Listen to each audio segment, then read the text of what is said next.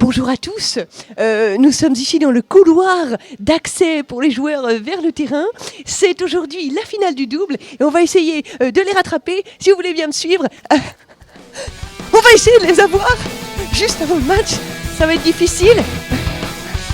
Bonjour. Les joueurs rentrent sur le terrain. On va essayer de ne pas faire trop de bruit. Ils sont en coulisses. La tension monte. On va essayer de se rapprocher un petit peu plus.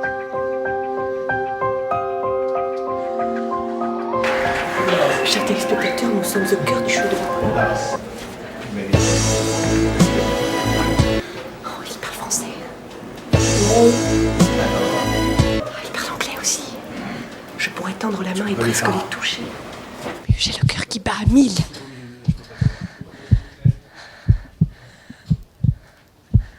On peut pas.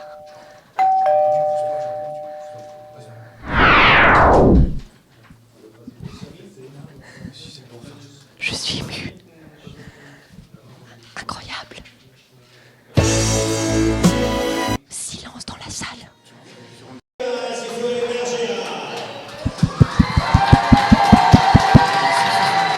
Je suis jusqu'au cœur de l'action. Sous les lumières des stroboscopes.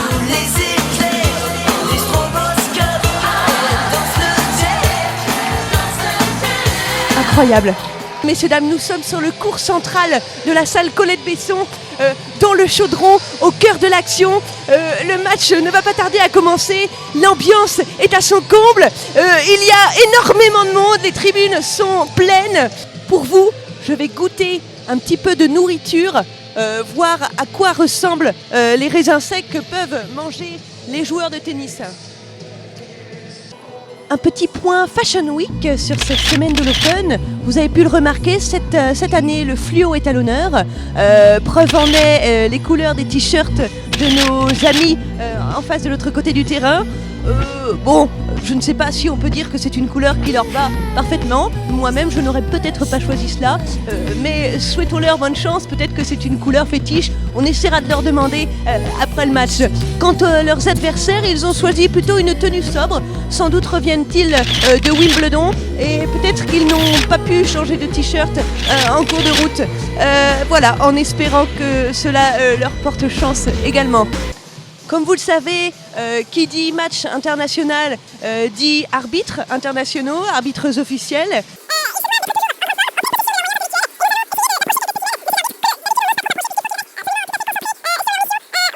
Bonjour. Bonjour, on aperçoit quelques spécimens là-bas, on va essayer de s'en approcher. On dirait qu'ils sont en pleine concentration, vraiment en plein début de match. Messieurs, bonjour. Vous êtes arbitres officiels internationaux ? Je suis juge de ligne à l'Open de Rennes. Juge de ligne également, monsieur ? Juge de ligne également, oui. Incroyable. Que faites-vous pour être tout le temps vraiment concentré dans vos missions ? Est-ce que vous avez une hygiène de vie particulière ? Est-ce que vous dormez un certain nombre d'heures la nuit ? Qu'est-ce que vous prenez au petit déjeuner ? Est-ce que le soir vous buvez une tisane ? C'est du lait avec du miel pour garder la voix. Voilà. Du lait et du miel, intéressant. Moi, c'est un verre de tous les matins et minimum 12 heures de sommeil. On mettra un bip parce que nous n'avons pas le droit de faire de pub, mesdames, messieurs. C'est intéressant. Vous avez donc dormi combien d'heures cette nuit ? Allez-y, soyez honnêtes. Bah, je sais pas. 3 ? Peut-être. Incroyable. Regardez avec quelle énergie, malgré 2 heures de sommeil, ils sont en pleine forme, véritablement. Hein. C'est assez incroyable. Nous allons essayer de faire un petit tour dans les coulisses de l'Open, dans tout ce qu'on ne voit pas à la télé. Nous avons ici, tenez, si on peut essayer de l'interviewer quelques secondes, Mélanie Moreau, responsable des bénévoles cette année. D'ailleurs, j'en profite pour faire un grand merci aux bénévoles. On ne dit jamais assez tout le travail qu'ils font. Mélanie, un petit mot, comment avez-vous trouvé l'équipe cette année ? Bah écoutez, moi, c'était des branleurs, donc rigueur, discipline et tout va bien. Absolument. Je pense que le mot est dit. Je dois filer, n'est-ce pas ? Merci. À tout à l'heure, Mélanie. Bonne journée. Action, réaction, c'est le mot d'ordre de cette année. Pour cette 8e édition, c'est vrai qu'il faut être de rigueur, être droit dans ses bottes, à l'image de cette bénévole qui garde l'entrée de l'escalier C. Regardez avec quelle droiture elles respectent leur poste. C'est incroyable. Les gens ne peuvent pas passer, ne peuvent absolument pas passer. Mesdames et messieurs, le match ne va pas tarder à commencer. Nous allons essayer d'aller peut-être jeter un coup d'œil sur les cadreurs qui filment de manière officielle ce tournoi depuis le début de la semaine. Il s'agit de la télévision rennaise, TVR 35. Nous allons essayer de nous approcher pour essayer d'un petit peu d'avoir des éléments sur comment on filme du tennis, parce que vous savez que filmer du sport, ce n'est pas facile, ce n'est pas évident. Ce n'est pas comme filmer une journaliste qui se déplacerait en arrière, voilà, par exemple. Approchons-nous discrètement. Regardez avec quelle performance et quelle concentration il filme. C'est du matériel de haute technologie. Incroyable. C'est riche en émotions. Bonjour. Un petit mot pour le petit journal de l'Open.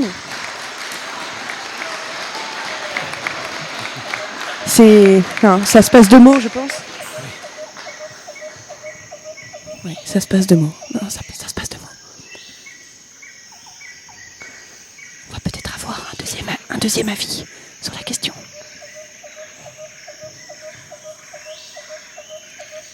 C'est quoi la question ? Incroyable. Alors, il a parlé. Et oui, scoop, les cadreurs ne sont pas tous muets.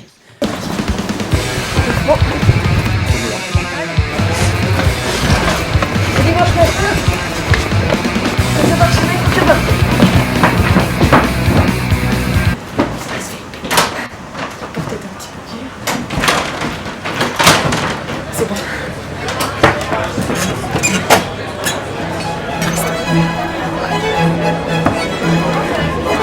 Pénétrons dans l'espace réservé aux personnes diffusées.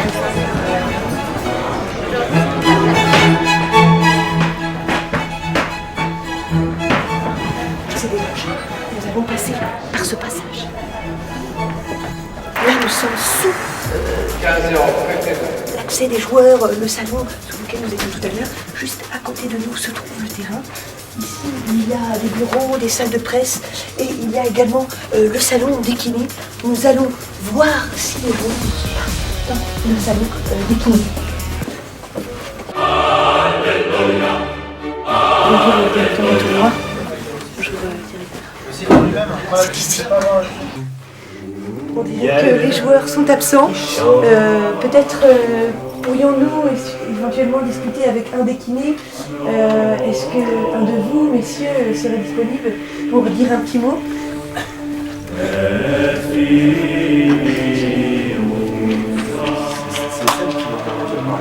Non. J'ai parlé aux journalistes écrits, de la presse écrite. D'accord. Est-ce que c'est difficile ? Comment est-on sélectionné pour devenir kiné dans un tel événement ? Ah bon, on est sélectionné uniquement sur un critère, c'est le physique et sa faculté à coucher avec le directeur du tournoi. C'est uniquement là-dessus. Allez, on y va. On va essayer de trouver les joueurs quand même. On te retrouve kiné l'année prochaine alors. Peut-être dans les WC. Attention, c'est un peu dangereux.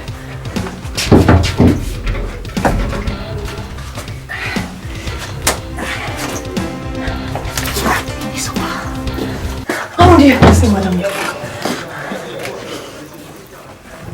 Peut-être dans le vestiaire. Bon, allez.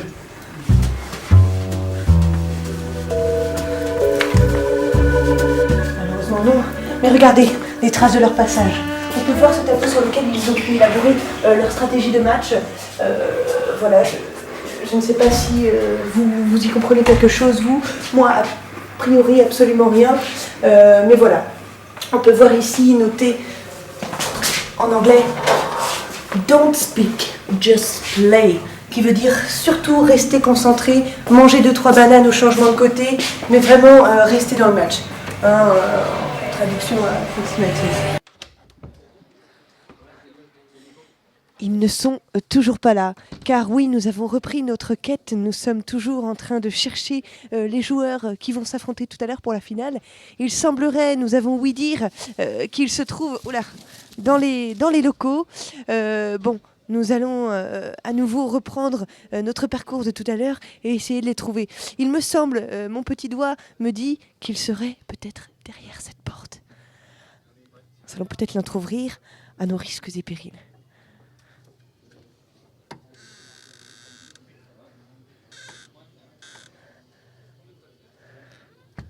On nous a fait non de la main. Cela signifie sans doute que nous n'avons pas le droit de rentrer pour l'instant. Mais nous retenterons plus tard.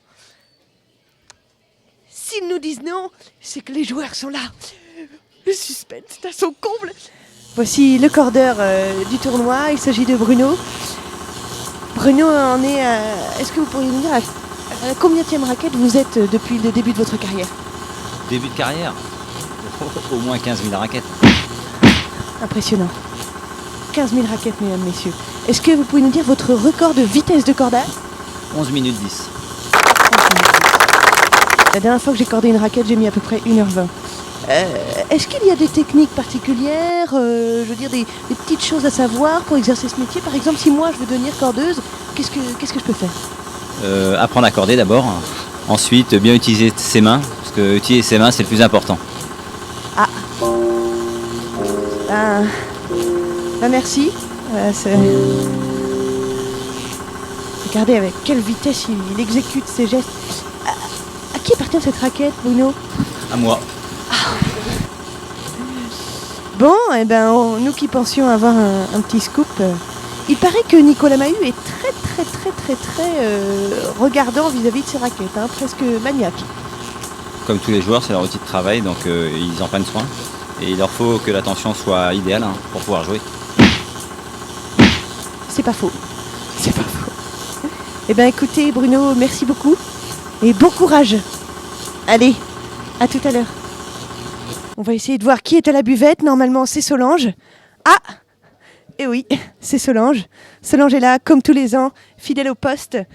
C'est elle qui vous fait les bons petits sandwichs, les bons petits plats, les bons petits cafés. Voilà.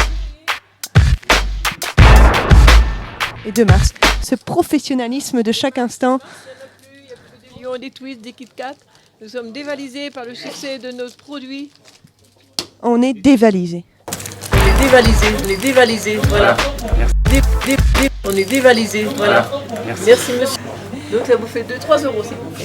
Comment ça va Solange? Eh bien, très bien ma petite Hélène. Hein, on passe un très bon moment à l'Open. Hein, vivement l'année 2014. Ouais. T'as passé une bonne nuit? Très bonne nuit, très courte, ouais. Mais bon, là ce matin on est en forme et puis on recommence demain matin. Tiens, voilà. On vous montrera prochainement des vidéos de Solange hier soir. On aurait pu, mais... Merci Solange. Incroyable cette Solange. Et donc avec ça, je peux prendre... À mon avis, c'est bien comme ça. Ouais. Mais il suffit de faire une petite étude d'évaluation bien-être et puis la balance dire exactement. Il y en a combien dedans? Une évaluation. Oui, évaluation bien-être. Bon, bah je... Ok. Vous avez la forme? Ah bah oui. Ouais. Tous les jours, tout le temps. Jamais un peu de fatigue. Peut-être pas tout le temps, des fois un peu de fatigue. Alors on met ça sur le compte du boulot.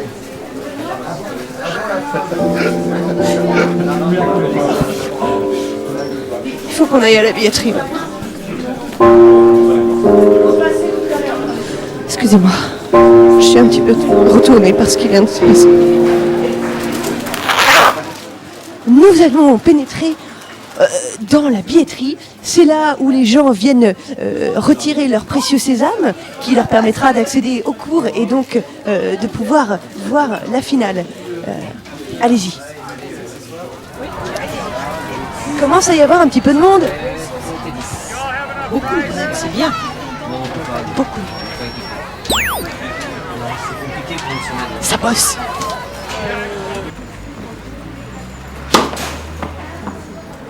Pas mal du tout, 117 km/h. Est-ce que je vais peut-être réussir à faire mieux? Eh bien, pour vous, chers téléspectateurs, je vais essayer moi aussi l'animation radar. Allez, c'est parti.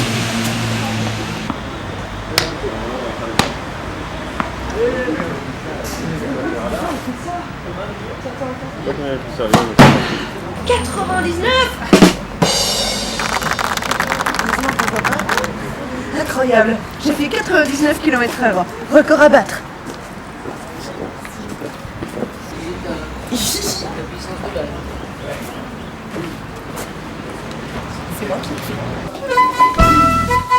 Incroyable.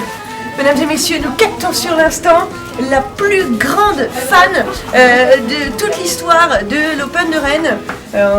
Voilà, il s'agit d'une spectatrice, on l'a découverte au fur et à mesure de l'Open, c'est-à-dire qu'elle cumule en décimètres la plus forte impression dans tout le public. Est-ce que pour nous, pour le petit journal de l'Open, vous pourriez nous dire un petit mot et puis surtout nous dire pour qui vous êtes, même si on sait déjà. Bah, écoutez, moi, je suis pour Nicolas Mahut. Voilà, je souhaite qu'aujourd'hui il gagne la finale. Est-ce que vous pouvez nous faire un petit allez Nico comme quand vous faites dans les gradins? Allez Nico, vas-y, c'est maintenant. C'est maintenant! Aussi Nicolas, tu m'as demandé hier de te soutenir encore plus aujourd'hui. T'inquiète, je vais le faire, on va m'entendre. Et je t'ai fait un drapeau pour te soutenir. À tout à l'heure Nicolas, à tout à l'heure. Et on a hâte de voir le drapeau. Il y en a qui soutiennent De Schepper ici. Qui est-ce qui est pour Nicolas Mahut? Ah, plus. Qui est-ce qui est pour Kenny De Schepper? Ah, on dirait que le public a pris son parti. C'est la balle de match, mesdames, messieurs. Je vous propose de regarder au service.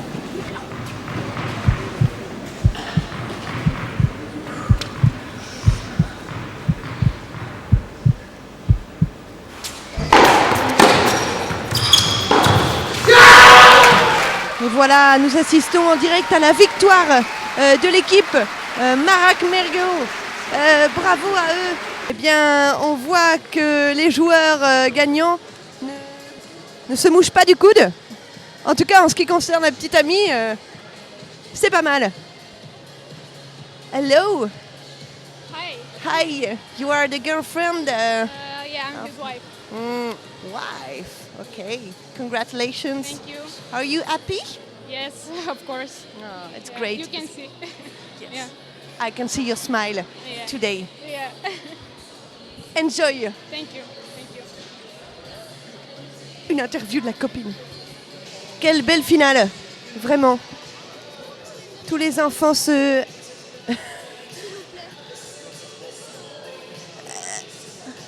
Ben, c'est pas à moi. J'aurais bien voulu, mais elle est pas à moi. Elle est au photographe, Freddy. Comme vous pouvez le constater, ils n'ont pas mangé tous leurs raisins secs. Je vais donc me permettre d'en manger un pour finir cette finale comme on l'a commencé. Nous allons essayer de voir les perdants qui n'en sont pas non moins méritants.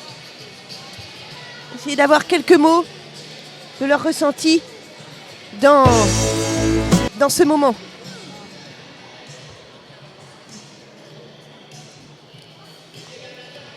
Allez, c'est parti. Great match. Next time, the victory is for you. I'll be there, okay? And I really enjoy your t-shirts. Yes, a great color. Thank you. Impressionnant.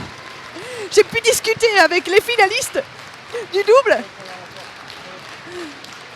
Et on voit les ramasseurs qui rentrent sur le terrain. Bravo, beau boulot les ramasseurs.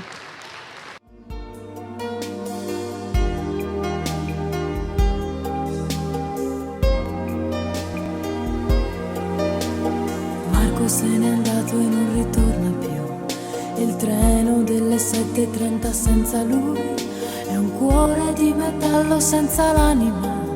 Nel freddo del mattino grigio di città, a scuola il banco è vuoto, un Marco è dentro me. È dolce il suo respiro fra i pensieri miei. Distanze enormi sembrano dividerci, ma il cuore batte forte dentro me. Chissà se tu mi penserai, se con i tuoi non parli mai, se ti nascondi come me, sfuggi gli sguardi e te ne stai rinchiuso in camera e non vuoi mangiare. Stringi forte a te il cuscino e piangi e non lo sai quanto altro male ti farà la solitudine.